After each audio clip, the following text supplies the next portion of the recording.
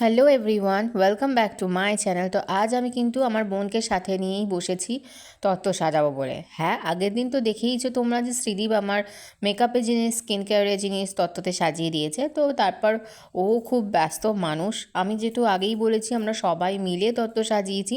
তো সেক্ষেত্রে এখানে আমার বোন এসে গিয়েছিল, ও আমার কথা শুনে যে দিদি তুমি তত্ত্ব সাজাচ্ছো, আমিও আসছি বলে ও মামার বাড়ি থেকে চলে এসেছে। এসে আমাকে হেল্প করছে। দেখতেই পাচ্ছ এটা একটা শাড়ি রয়েছে, শাড়িটাকে আমরা আগে ডাবল সাইড টেপ দিয়ে ভালো করে আটকে দিলাম তত্ত্বের ট্রের সাথে, যাতে না জিনিসটা উল্টে যায় কোনো রকমভাবে বা জায়গা থেকে সরে যায়।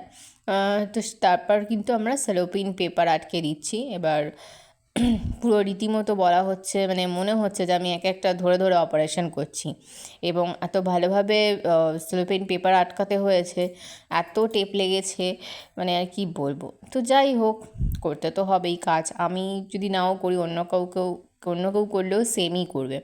তো এইভাবেই আস্তে আস্তে কিন্তু আমরা নিজেদের সমস্ত তত্ত্ব কিন্তু সাজিয়ে ফেলেছি। পরের দিন যথারীতি সকালবেলা সিঁড়ি ভাজি যে তুমি তো অনেক কিছুই করেছো পিসি, আজ আমি একটু করি।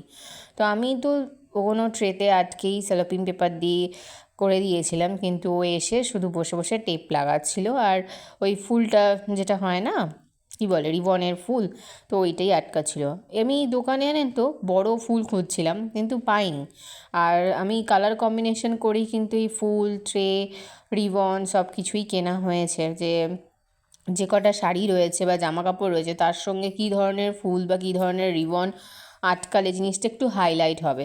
তো সেইভাবে সব, মানে প্রতিটা জিনিসই না আগে থেকে ভাবতে হচ্ছিল আমাদেরকে যে কীভাবে করলে জিনিসটা ভালো লাগবে, দেখতে সুন্দর লাগবে।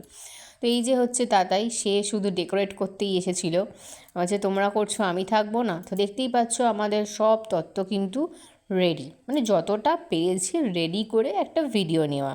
আমরা সবাই মিলে তত্ত্বগুলো কেমন সাজিয়েছি সেটা কমেন্টের মাধ্যমে জানাতে তো অবশ্যই ভুলবে না। লাইক করবে, শেয়ার করবে এবং সাবস্ক্রাইব করবে আমার চ্যানেলকে, ফলো করতে ভুলবে না আমায়।